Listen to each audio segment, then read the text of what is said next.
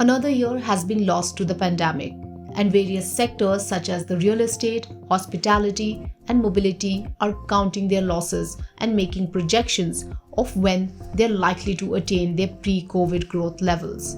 Amid this doom and gloom, the media and entertainment sector presents an encouraging picture. According to a recent report by the Confederation of Indian Industry and Boston Consulting Group, India's media and entertainment industry has revived to pre-COVID levels and is expected to grow to 55 to 70 billion dollars by 2030 at 10 to 12% CAGR, driven mainly by strong growth in OTT, gaming, animation, and VFX.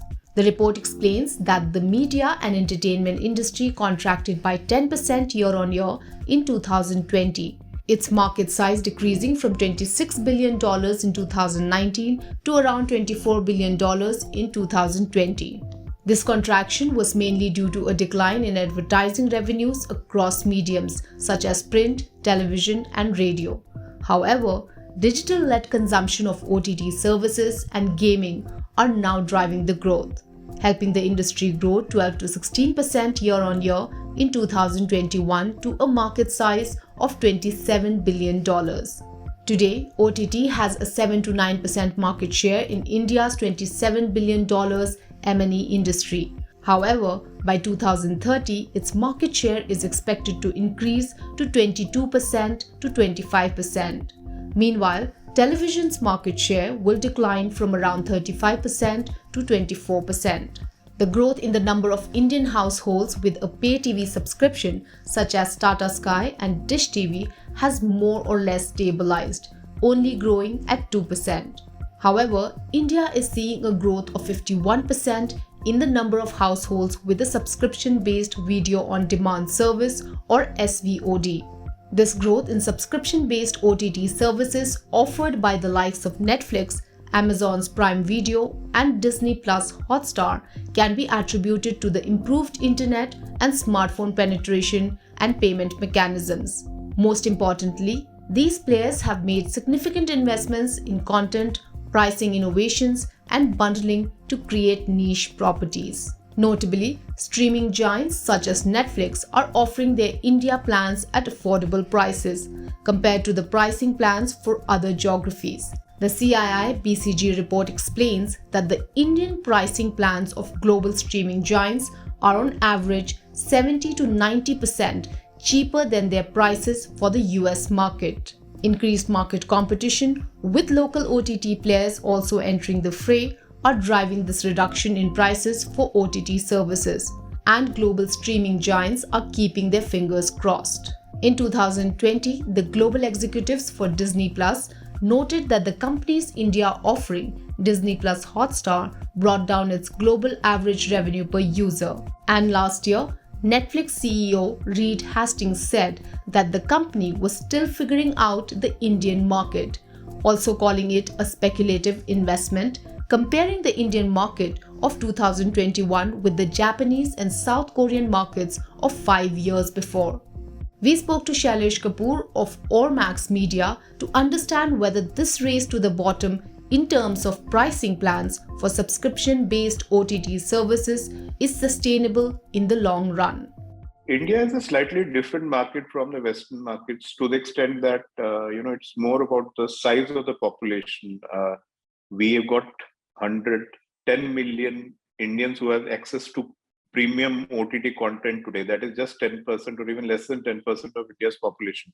So I think because of the huge population that we have, everyone, whether it's Netflix, Amazon, or even Indian pairs like Disney Plus Hotstar or Voot or Z5 or Sony Live, are looking at growing the subscriber base and growing the market, and eventually ARPUs will come over time, because India is not a market which is used to paying for premium content. That TV has been traditionally very cheap in India.